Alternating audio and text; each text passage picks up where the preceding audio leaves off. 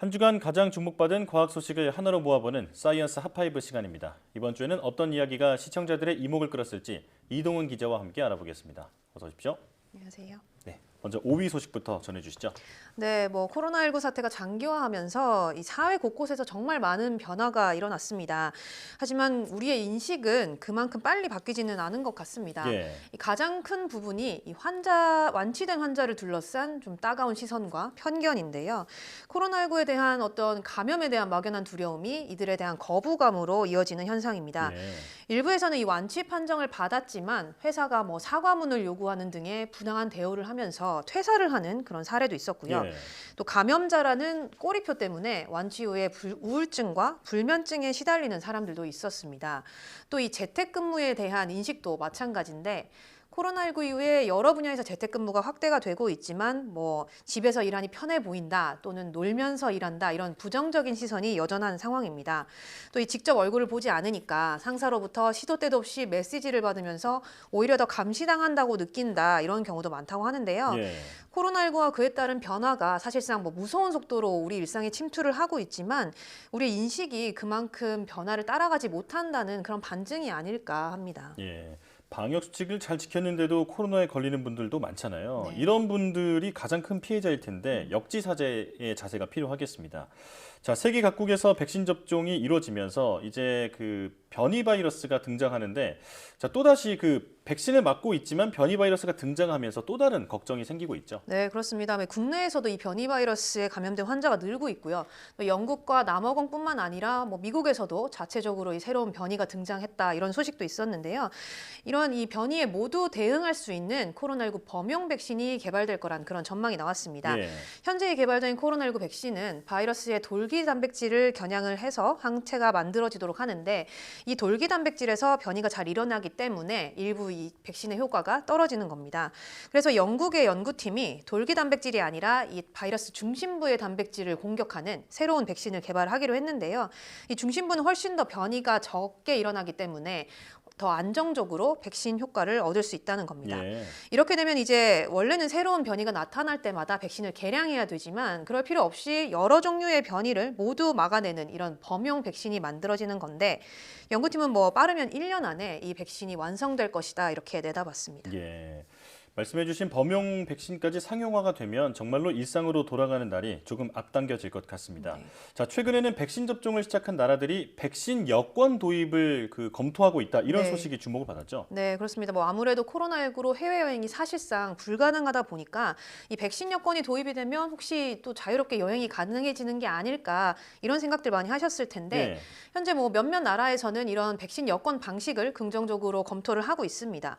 대표적으로 이 아이슬란드의 경우는 지난달 26일부터 백신 접종한 이 국민들에게 세계 최초로 이 증명서를 발급을 했는데요. 앞으로는 이 같은 증명서를 가진 유럽 시민들한테도 입국을 허용할 것이라고 합니다. 예. 또 이 스웨덴과 덴마크도 이미 우리도 이 백신 여권을 도입하겠다 이렇게 결정을 했고요. 또 영국이나 스페인, 그리스 등에서도 백신 여권 도입에 찬성하는 그런 긍정적인 입장을 보이고 있습니다. 그렇지만 이 백신 여권에 대한 우려의 목소리도 계속 나오고 있는데요. 여권 자체가 이 시민들한테 차별 없이 평등하게 발급이 돼야 하는데 이 백신 여권을 발급하게 되면 일종의 특권을 부여하게 된다는 겁니다. 특히 아직 모든 사람이 접종을 하지 않은 상황이고 또 이 백신 공급도 나라별로 이 수급량이 다 다르기 때문에 이런 상황에서 일부에게만 이 권리를 준다는 것이 어떤 사회적 불안을 오히려 가져올 수 있지 않나 이런 지적이 나오고 있습니다. 예, 현실적으로 몇 개 나라가 백신 대부분을 선점한 상황이기 때문에 백신이 부족한 나라에서는 당연히 백신 여권 논의에 반발할 수밖에 없겠네요. 자, 일본 후쿠시마 지진 소식도 큰 관심을 받았죠. 네, 지난 주말이었죠. 이 일본 후쿠시마현 앞바다에서 규모 7.3의 강진이 발생을 했습니다.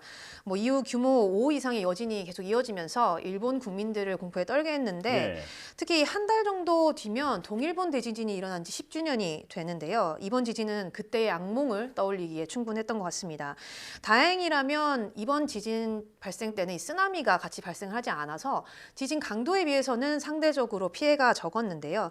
규모 7.3의 지진이 일어난 뒤에 일부 지역에서 나타난 쓰나미가 최대 20cm 정도였다고 합니다. 예. 이 동일본 대지진 때 무려 40m에 달하는 쓰나미가 발생하면서 큰 인명 피해를 낳았던 것과는 좀 차이가 있는데요. 이 일본 전문가들은 이번에 이 쓰나미 피해를 아주 간신히 피했다 이렇게 밝혔습니다.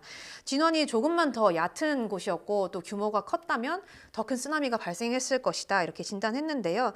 또 이번에 이 일본 지진이 동일본 대지진의 여진으로 보인다면서 앞으로 적어도 한 10년 정도는 이 후쿠시마 앞바다에서 여진이 이어질 수 있다 이렇게 경고를 했습니다. 네. 그 10년 전 동일본 대지진도 사실 처음에 본진이 오고 나서 며칠 뒤에 아주 강력한 여진이 오면서 피해가 커졌잖아요. 자, 이번엔 만반의 준비를 해야겠습니다. 자, 1위 소식은 세계적인 이상기후 관련 소식이죠. 네, 그렇습니다. 이 우리나라에도 이번 주에 아주 강한 한파가 찾아왔었죠. 전 세계 각국에 이런 이례적인 한파가 몰려오면서 곳곳에서 이 많은 눈이 내렸습니다. 예. 이 가운데 특히 큰 피해를 입은 곳은 미국 남부 지역인데요. 이 앞서 보도로도 살펴보셨지만 이 폭염과 모래 사막으로 유명한 텍사스주에 이 30년 만에 한파가 찾아오면서 하루 사이에 기온이 영상 2도에서 영하 22도까지 떨어졌고요. 예. 일부 지역에는 많게는 30cm 정도의 폭설이 내리기도 했습니다. 이번 한파로 이 텍사스주에서 무려 30명이 넘는 사람이 숨졌고요. 또 이 대규모 정전 사태가 일어나고 석유 생산 중단 사태도 벌어졌습니다. 이 미국을 덮친 겨울 폭풍이 남부 지역만 덮친 게 아니라 북동부까지도 이어졌는데요.